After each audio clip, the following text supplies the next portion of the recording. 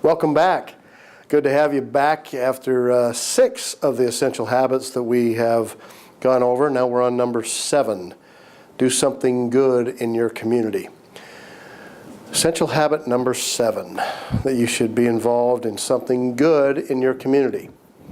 I was very fortunate to spend 6.5 years of my career working for a wonderful charitable cause in raising funds and awareness for children's hospitals around North America and other parts of the world. And that was an amazing experience for me. And it opened up my eyes to the fact that there are wonderful ways for you and I and others to be involved in causes for good purposes. And what I want you to do is to start writing down some of the causes that are in your local market that you can be involved in. Now, I have an entire separate workshop that's actually quite lengthy on all of the different areas that small businesses need to be involved in working with local charities to not only do good in their communities, but also it literally helps them grow their business. I won't get into all the details on that now. Just kind of prime the pump a little bit here that you can see the other workshop in its entirety.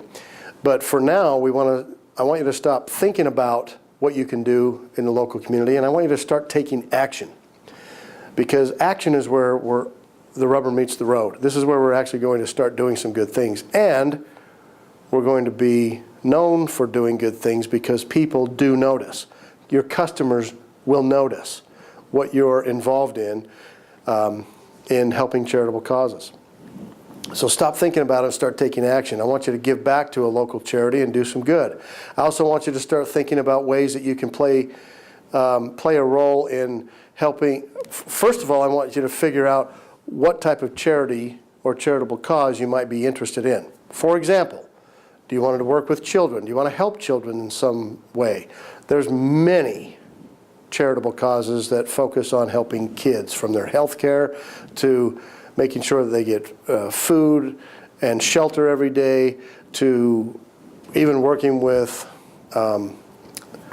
big brothers and big sisters. I mean, there's so many different charities, but I think what I want you to do is I want you to kind of focus on what you would be interested in.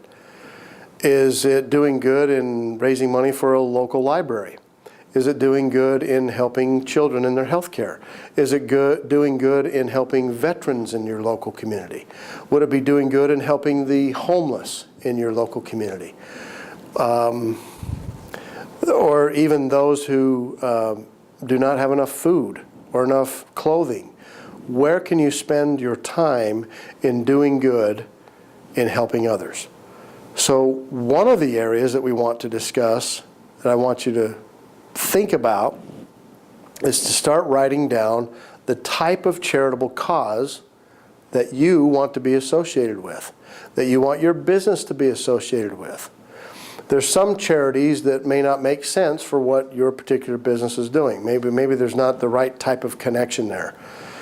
But at the end of the day, here's what I want you to always remember when you're working with a charitable cause, is that it will pay you back huge dividends. It'll pay you huge dividends because people will resonate to you. They'll know what you're doing. They'll like what you're doing, and they'll buy more of your products and services because they like being associated with a company that is doing good in their local community. Here's a quick example. Jason's Music Center. Nice plug that I'm giving for Jason's Music Center back on the East Coast. The owner of Jason's Music Center had his children that were in a local elementary school, and they did not have enough books available for them to read. So he took it upon himself to reach out to his customer base, people that were coming in and buying clarinets and violins and trumpets and pianos and whatever they may be buying at his music center. He started asking his customers, you know what, I'll give you a little bit of a discount, 5-10% discount, if you bring in some books with you when you make your purchase, because I'm trying to raise money and awareness, and I'm trying to get books for my kids' local elementary school.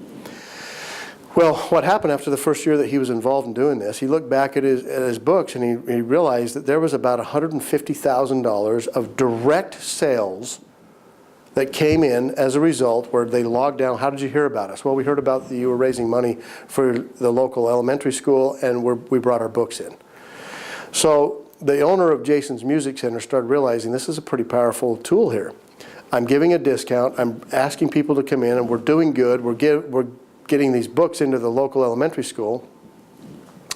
Well, what if I expanded my horizon here and I started advertising this, and then we also start helping more schools? Well, now you fast forward a few years, and the owner of Jason's Music Center can now point back and say that he can see a direct correlation of when they ask the question, how did you hear about us? Why did you come in and buy from us today?